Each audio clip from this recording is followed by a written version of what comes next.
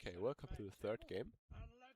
We see a Bran carryover X-Men Cambi list for Junko, which boggles my mind a bit how this is supposed to work. Because, well, what is good in a long round? Cambi and X-Men. And what is shit in a short round? Cambi and X-Men and Weather. So,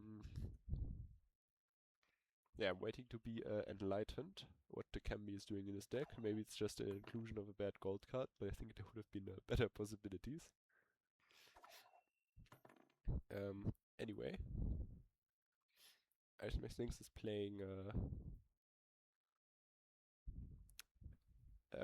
is playing a movement monsters list. So tries to get a long round with Avalak, plays Dragon for weather, and Sirens. And then has multiple movement options like Jotun, Velen, Archespores, and then his finisher is Gascon. So we'll see how the decks pan out. He also plays Tatterwing, which moves units on each row, on the opposite row every time there is one. Okay, we'll see an early pass from Junko as he went first in a round, got his carryover on the board with Wolfsbane, all geared Sigvald, and he now Wolfsbane played triggered already, just doesn't show in the graveyard. He now elects to pass to go up 2 cards probably and have carryover, but I don't think that. Actually, both decks are pretty good in the long round. Let's see, I think Ismashthings definitely has to play out round 2 here to see which deck is stronger. As he can't get a card back either way, as there will be Olgid on the board. So I think he can test out which deck is stronger in the long round, and he has a great finisher with Gascon in case he draws it, hopefully. And Junko has none of that. As his best finisher is probably Cremist into Sigvald. Okay, you see another movement engine on the board. Oh, we can even get the third one out of the deck with Decoy on Maileron. So, pretty obscure play, but I think Warship on Maileron would have been the best play here to deny him to get the third Archespore out of the deck. I think Decoy here, in case the Archespore is still in deck, is a really good option here.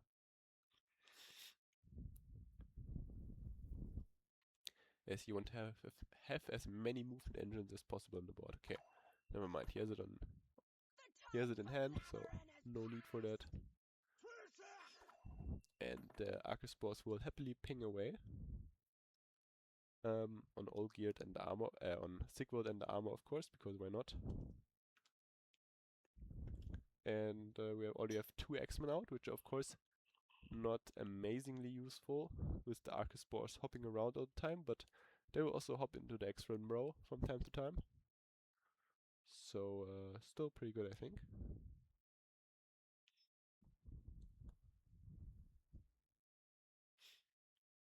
Of course, there's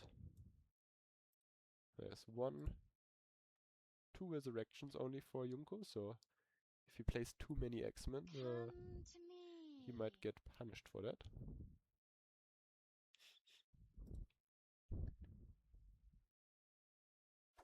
Also, I don't understand why he didn't play Spear Maiden onto the X-Men to thin out the other X-Men and keep the other one in hand. But maybe he wants to thin out the ship. Bit questionable. Okay, we see aggressive Blood Moon on the back row. as there's probably a Jotun hint or something. So all the X-Men will be moved onto the back row. Okay, we see Shieldman on the third X-Men, so Junko committing to this round really hard. Wanting to stay ahead of Ismashthings, as he's already up 2 cards. So if he can win this round without playing any more cards, this will be amazing for him. Yeah, but Ismashthings getting his combo online now, and we'll see. I think movement here has...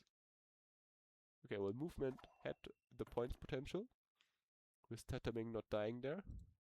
But because Beckham doesn't transfer 10 but 11 points now, Tataming actually dies there. Pretty interesting form of removal, and pretty unfortunate for Ismashthings, who might also want to consider just resurrecting the one Arcaspore with Brewers to get more pings.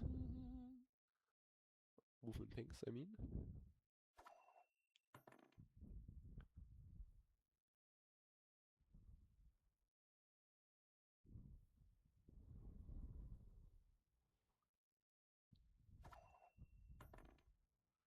Okay, Ismashthings.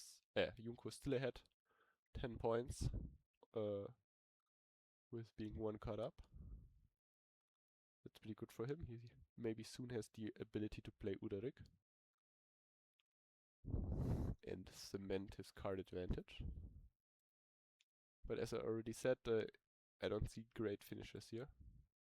Only Dimon Pirate Captain into Corsair into Warship. It's like 15 points, but it's like the maximum. Okay, we see Avalak here prolonging the round to get a more spore value. And hopefully for Ismashthings he has drawn Gaston or will draw it in round 3. Otherwise, all the work here is pretty useless, as he also doesn't have a great finisher then. I also don't see Kambi being that useful here, as Junko is constantly ahead on points. And would actually struggle with catching up the 20 points of Hemdall.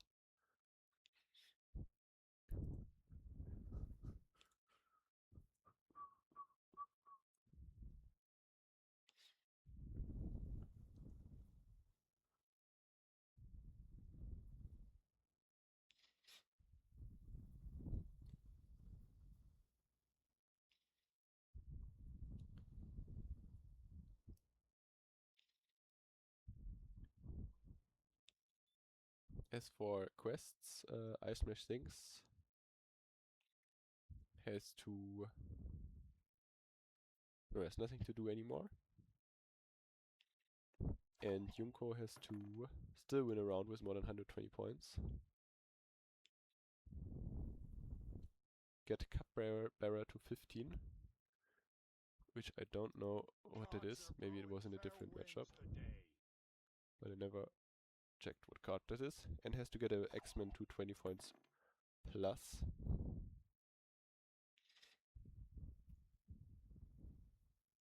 So there he's pretty close.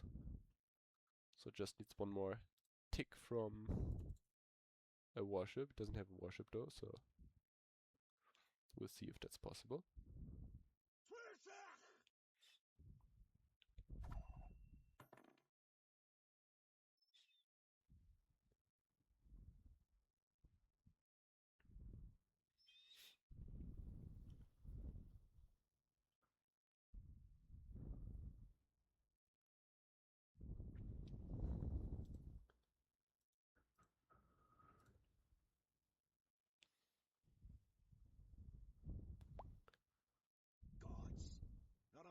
Pace. Interesting, we see a rain from Gramist. Though it might have been better to consume a warship to enable Corsair.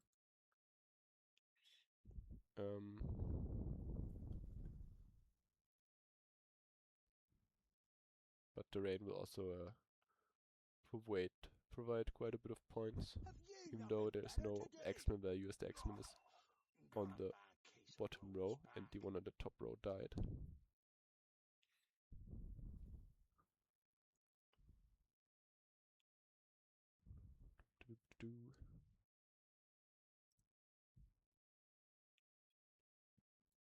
Honestly, playing Udaric here into the rain and then setting up a Whaler for quite a lot of points would be quite decent.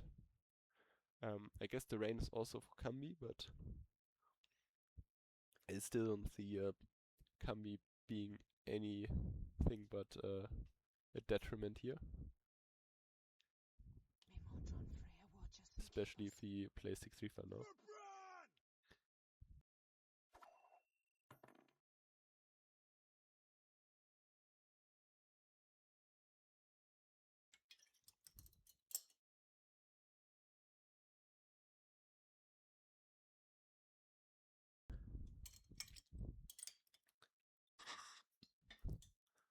So yeah, as long as Ismashthings finds Gascon, I think he's good.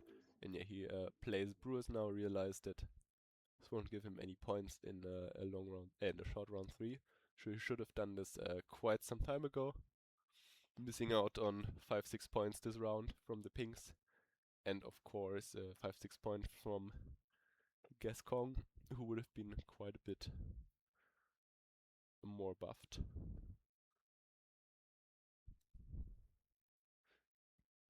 I think playing Udaric here is probably necessary. You will see it in your dream. As you will definitely get your card back. Okay, I don't understand why he's playing his last powerful card. Udaric is negative points, Kambi is negative points, and Pirate Captain is dead so far. And Ismashthings will just continue playing, so now he has to play Udaric, but he doesn't have a great way of catching up anymore.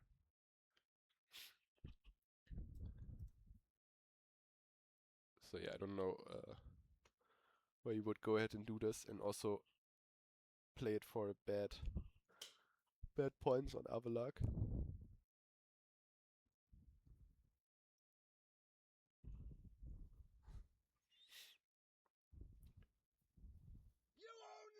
Yeah, now we see Udaric, a bit too late I think. And the best possibility is maybe to get Darren. I'm not sure. There are no great cards left in the deck for Junko here.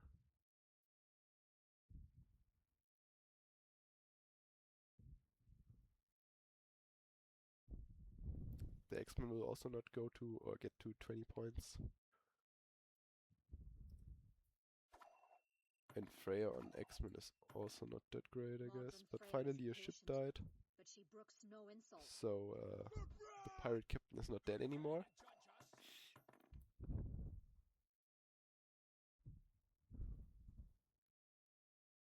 Huh. Okay, he could go ahead and... No, could he? No, he could go ahead and discard Kambi, as the Pirate Captain is actually one of his last good cards. And then he would take 2 damage. Would take 1. And the X-Men would grow by 4. No, it would be a tie. So he can't discard Kambi here. He has to play out the Demon Captain.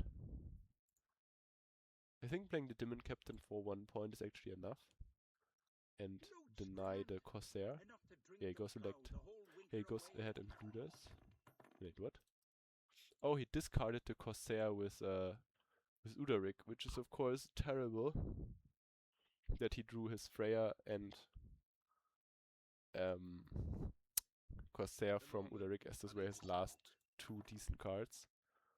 So he has only his carryover from round 1, Goldweather and Darren. Okay, let's see. Ismashthings giving him some extra points. And hopefully has Gaston in his hand. But I think he should be, as there's 1 card left in the deck. Yeah. Amazing. 50 point Gaston. Or 46 point Gaston, I guess, but Very nice to see. GG's, so Ismashthings takes the last game, so 2-1 for Junko. But the match is not yet decided, as the judges will see which plays were best, which RNG moments were the greatest, and yeah, what were the most memorable moments in total. So GG's, well played to both opponents, more or less.